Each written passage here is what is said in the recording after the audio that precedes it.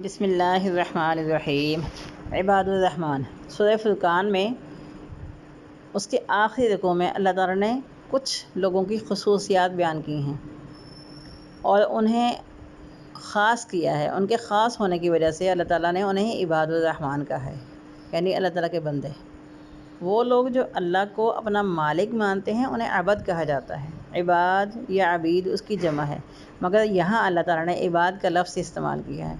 عبید میں ہر وہ شخص آ جاتا ہے جو اللہ پر ایمان لاتا ہو یا نہ لاتا ہو، مگر عباد خاص لوگوں کے لیے ہے، اور ان آیات میں جن کا ذکر کیا گیا ہے وہ خاص لوگ ہیں۔ اللہ عز و جل کے بہت سے نام ہیں، مگر یہاں الرحمن کا استعمال ہوا ہے۔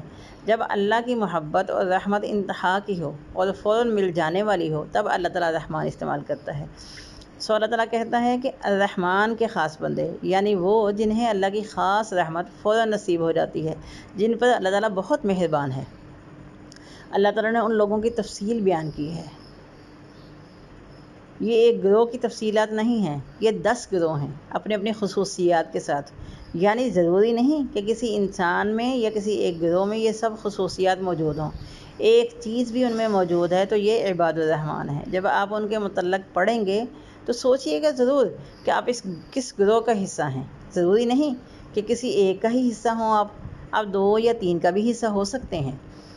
پہلی قسم جن سے اللہ محبت کرتا ہے وہ ہیں عباد الرحمن الذین یمشون علی الارض ہونا۔ رحمان کے حقیقی بندے وہ ہیں جو زمین پہ عاجزی اور وقار سے چلتے ہیں۔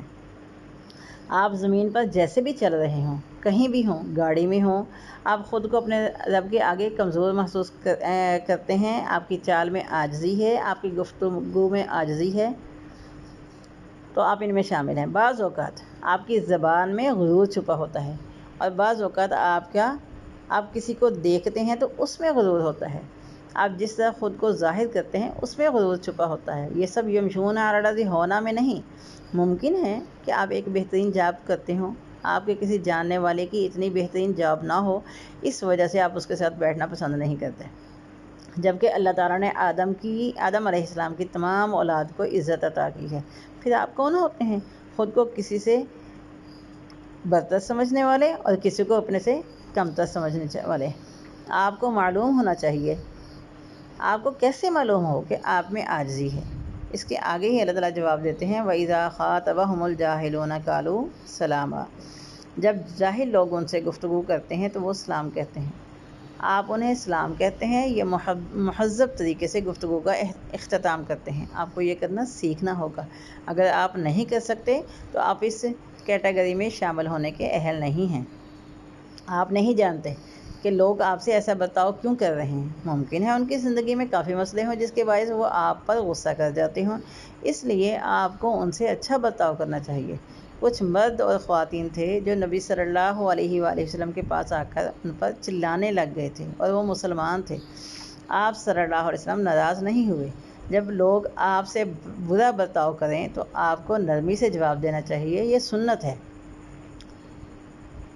شادی شدہ حضرات جو ہیں ان سے ان کی بیویاں اکثر سخت بات کہہ جاتی ہیں، جو سننے کے بعد انہیں جاہل نہیں کہنا چاہیے بلکہ سلام کہہ دینا چاہیے، یعنی آگے سے جواب نہ دیں اور چپ رہیں۔ اسی طرح سسٹرز کے شوہر بھی ان سے ایسی بات کہہ جاتے ہیں جن سے ان کو غصہ آ جاتا ہے، مگر وہ کچھ نہ کہا کریں بلکہ موضوع بدل دیں۔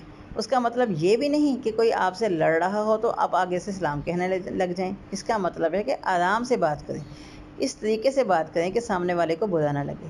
یہ پہلے لوگوں کا گروہ تھا، وہ لوگ جو اپنا غصہ قابو کر سکتے ہیں، وہ لوگ جو اپنی ایگو ختم کر دیتے ہیں، پھر چاہیں وہ حق بجانب کی ہوں ہی نہ ہوں، حق بجانب ہی کیوں نہ ہوں۔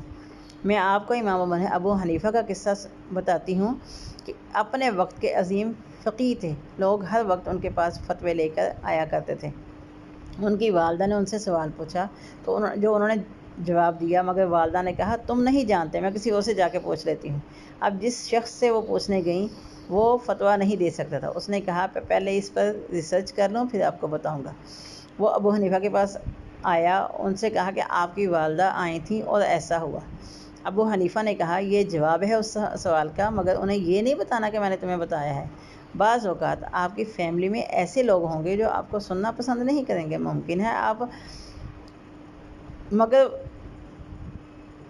مگر آپ ممکن ہے کہ آپ زیادہ جانتے ہو مگر وہ نہیں، اس وجہ سے آپ کو غصہ آتا ہے. آپ کو غصہ آتا ہے کہ آپ کے خاندان میں کچھ خواتین ہیں جو حجاب نہیں لیتیں. آپ کو غصہ آتا ہے کہ کچھ نوجوان نماز ادا نہیں کرتے، مگر ان پر غصہ مت ہوا کرے، ان سے پرامن طریقے سے گفتگو کریں.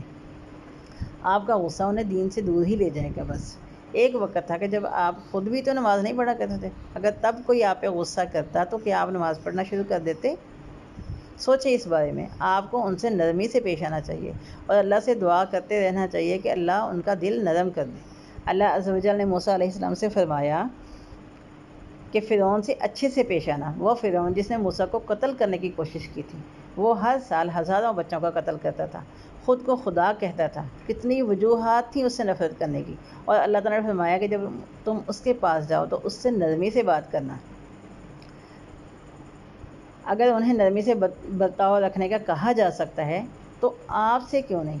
یہ وہ لوگ ہیں جو آپ اپنے والدین، اپنے بچوں، اپنے کزنز، بہن بھائی اور بیوی شوہر وغیرہ سے نرمی سے پیش آنا چاہیے آپ کو. یہ وہ لوگ ہیں جو آپ کو غصہ دلاتے ہیں، یہی وہ لوگ ہیں جو آپ کے نرم رویے کے حقدار ہیں.